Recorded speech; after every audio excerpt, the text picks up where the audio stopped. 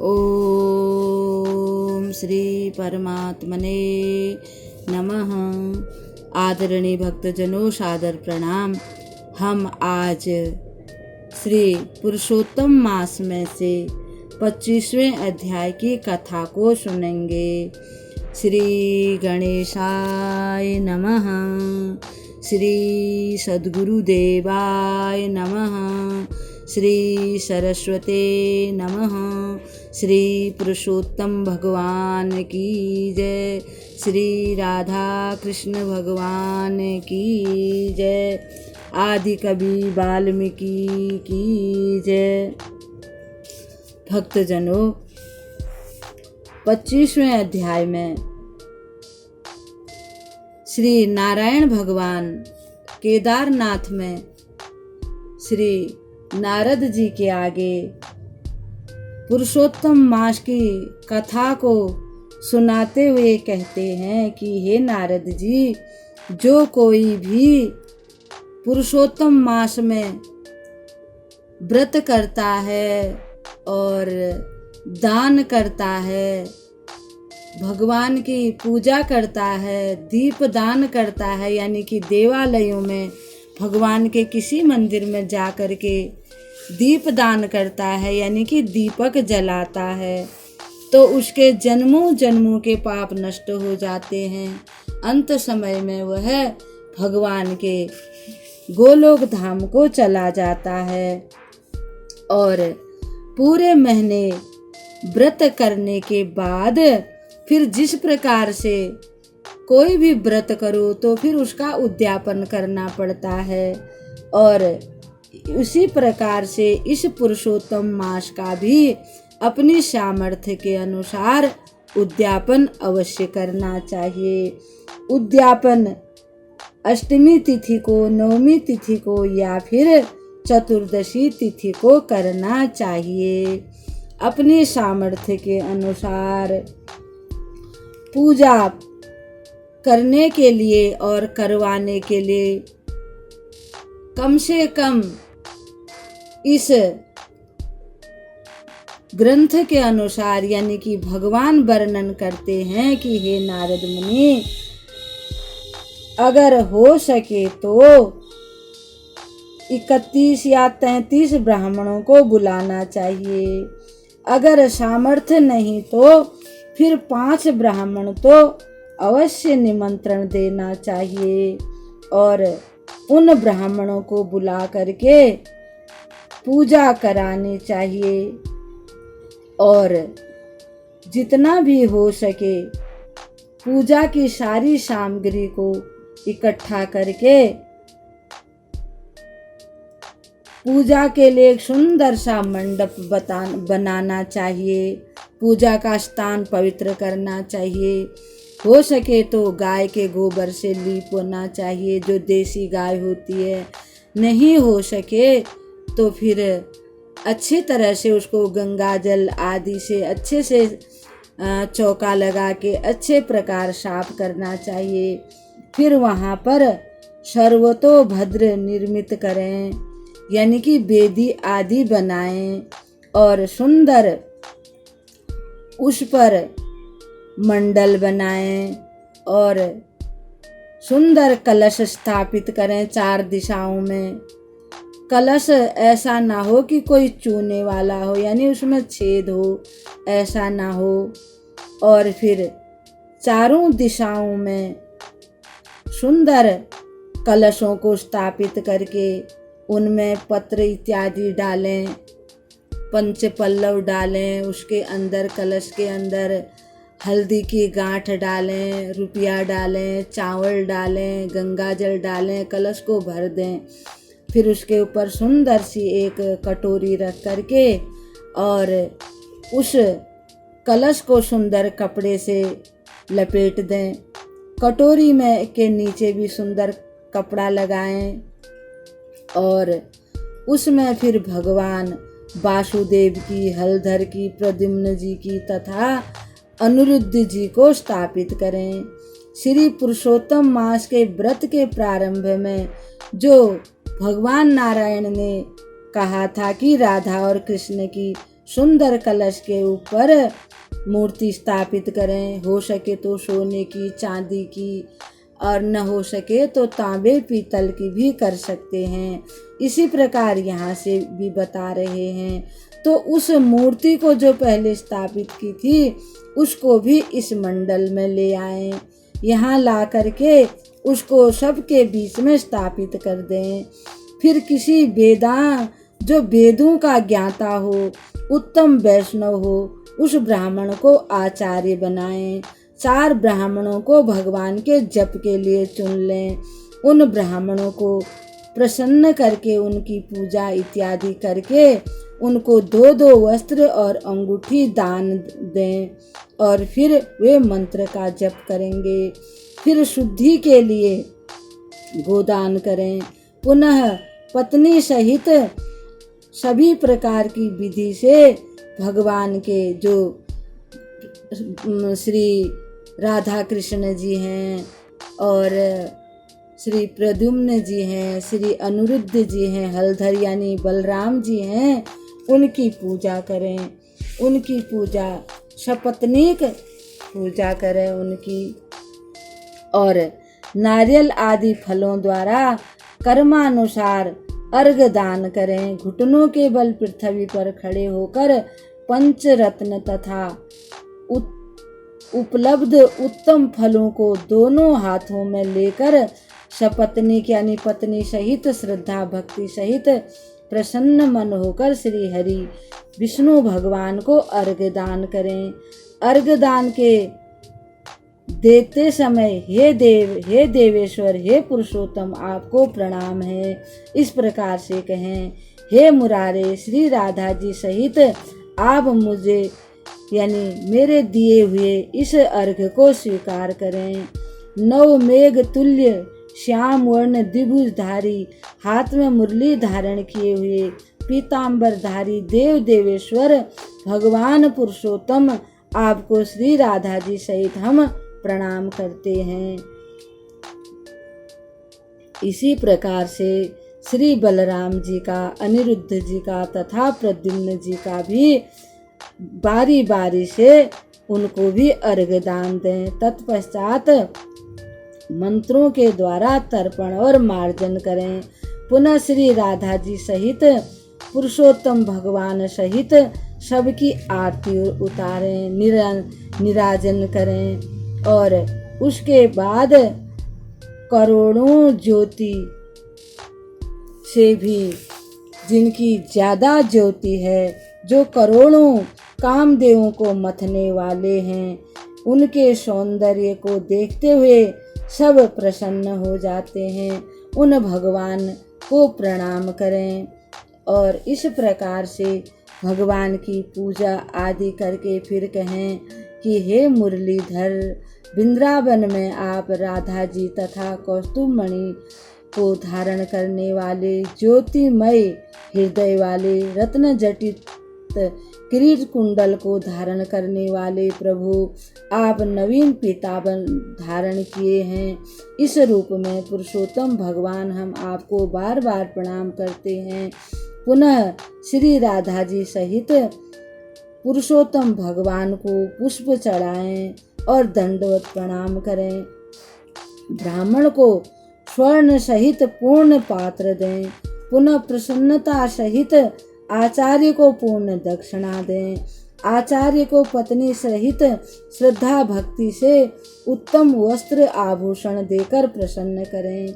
जो और ब्राह्मण हैं उनको भी दक्षिणा दें और जो मुख्य ब्राह्मण है उसको बछड़े सहित उत्तम गौ जो दूध देती हो वस्त्रों से अलंकृत कर गले में घंटा और आभूषण से उसको भी दान दे दें, गोदान करें। इस प्रकार से उद्यापन की विधि बताई है। और पुनः घृत एक पात्र में घी भर करके दान दें और तिलों का भी दान दें। फिर एक ब्राह्मण को पत्नी सहित अच्छी प्रकार से उनकी पूजा करें। उनको उमा महेश्वर मानकर भक्ति सहित उनको भी वस्त्र और आभूषण प्रदान करें। और एक जोड़े को पति पत्नी ब्राह्मण को श्री राधा कृष्ण समझकर उनकी भी अच्छी प्रकार से पूजा करें। इस प्रकार से पूजा करने से भगवान अति प्रसन्न हो जाते हैं। जो इस प्रकार से पूजा करता है फिर उसको दूसरा जन्म नहीं लेना पड़ता, वो भगवान के वैकुंठ धाम में चला जाता है। और श्रीमद् भागवत का भी दान करें। इस कार्य में विलंब नहीं करना चाहिए। श्रीमद् भागवत साक्षात भगवान स्वरूप है। इसे वैष्णव वेद पाठी ब्राह्मण पंडित को ही दें। इससे कोटि कुलों का उद्धार होकर अप्सराओं से सेवित विमान पर आरूढ़ होकर जो व्रत करता है वो गोलोक धाम को चला जाता है। सहस्त्रों कन्यादान, सैकड़ों वाजपेयी यज्ञ, धान्य सहित क्षेत्रों के दान तथा तुला दान आदि से जो 8 महादान कहे गए हैं, उन सब के दान से भी यह भागवत दान देना ज्यादा हितकर बताया गया है। इसलिए श्रीमद् भागवत को स्वर्ण सिंहासन पर स्थापित करके वस्त्राभूषणों से अलंकृत कर विधि पूर्वक वैष्णव ब्राह्मण को दान करें। अब सोने का सिंहासन तो आजकल कहाँ से आएगा, जो हो सके वो करना चाहिए। फिर ब्राह्मणों को 30-30 मालपुए बर्तनों में रख करके ब्राह्मणों को दान देने चाहिए। भगवान वर्णन करते हे भूपते, प्रत्येक मालपुए में जितने छिद्र होते हैं उतने वर्ष तक वैकुंठ लोक में वर्ती पुरुष और स्त्री निवास करते हैं। पुनः योगियों को भी दुर्लभ, जो योगियों के लिए भी जो दुर्लभ है, निर्गुण गोलोकवास प्राप्त होता है। उस सनातन ज्योतिर्मय गोलोक को प्राप्त करके फिर यहाँ आना नहीं होता है। इस प्रकार से यह व्रत को पूरा करना चाहिए। हे नृपति, निमंत्रित ब्राह्मणों को सपत्नीक पुरुषोत्तम भगवान के समीप संकल्प करके दान दें। अतः श्री भगवान से प्रार्थना करें, हे कृष्ण, हे मुरारे, माधव, जगदीश्वर, जगत का धारण करने वाले, हे विश्व को आनंदित करने वाले, मेरी इस समस्त इहलौकिक तथा पारलौकिक कामनाओं को आप शीघ्र पूर्ण करें। इस विधि से आनंद कंद गोविंद भगवान की प्रार्थना करके प्रसन्नता पूर्वक श्री पुरुषोत्तम भगवान का ध्यान करते हुए सपत्नीक सदाचारी ब्राह्मण को भोजन कराएं। ब्राह्मण रूप श्री हरि का तथा ब्राह्मणी रूप श्री राधा जी को स्मरण करते हुए श्रद्धा भक्ति सहित गंध अक्षत इत्यादि से पूजन करके घृत पायस का आहार कराएं, यानी खीर का और घी डाल के।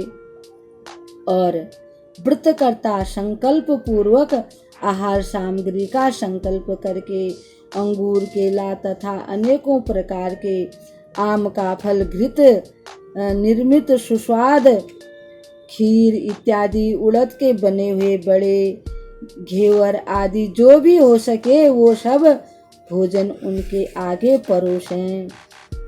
षट रस युक्त 4 प्रकार का आहार सुगंधित पदार्थों से सुगंधित करके दही इत्यादि और कोमल वचन कहें, यह सुस्वादु भोजन हमने आपके लिए बनाया है, कृपया प्रसन्न होकर भोजन कीजिए।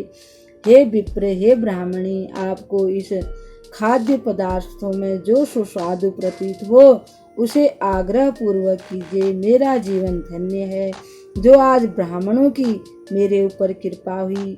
आज मेरा जीवन सार्थक हुआ।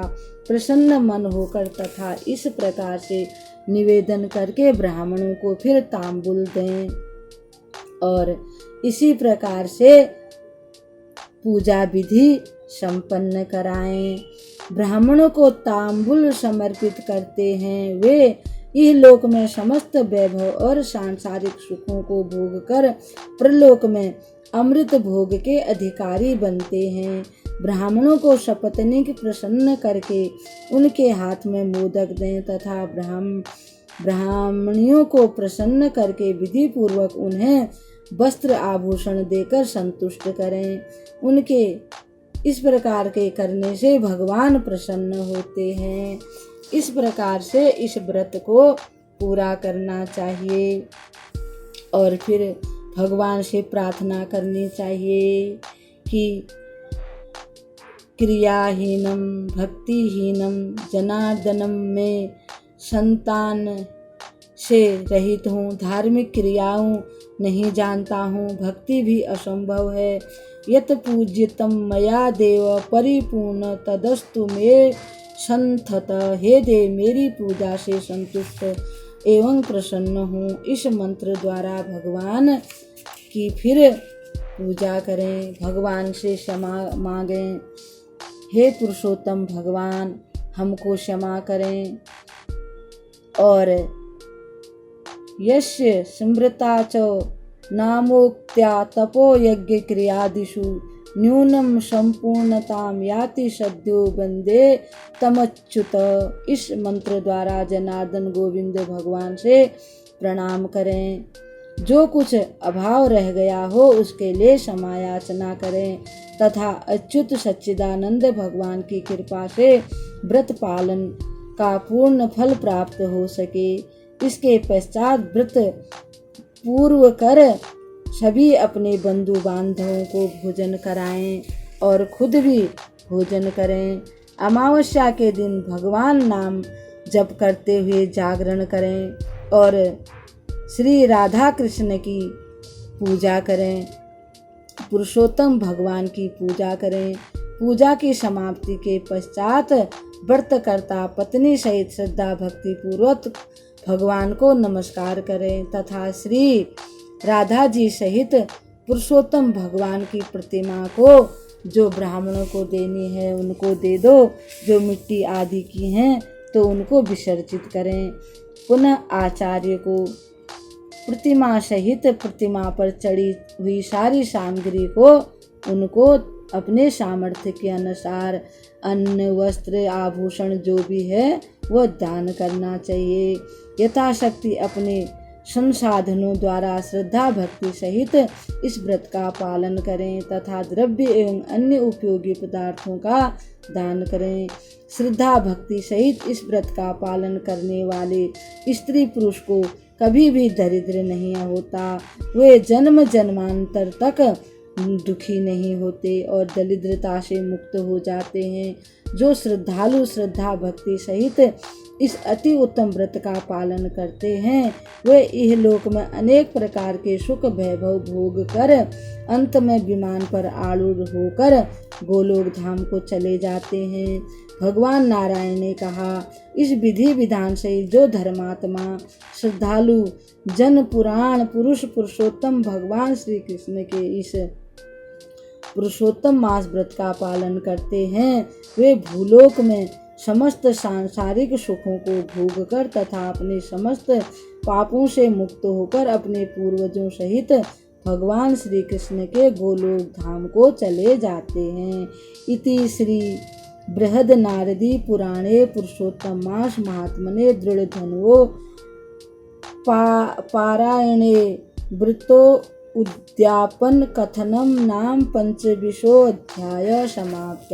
भक्तजनों, इस कथा को हम यहीं पर विराम देते हैं और कल हम पुरुषोत्तम मास के 26वें अध्याय की कथा को सुनेंगे। तब तक के लिए हम आपको प्रणाम करते हैं। ओम श्री परमात्मने नमः।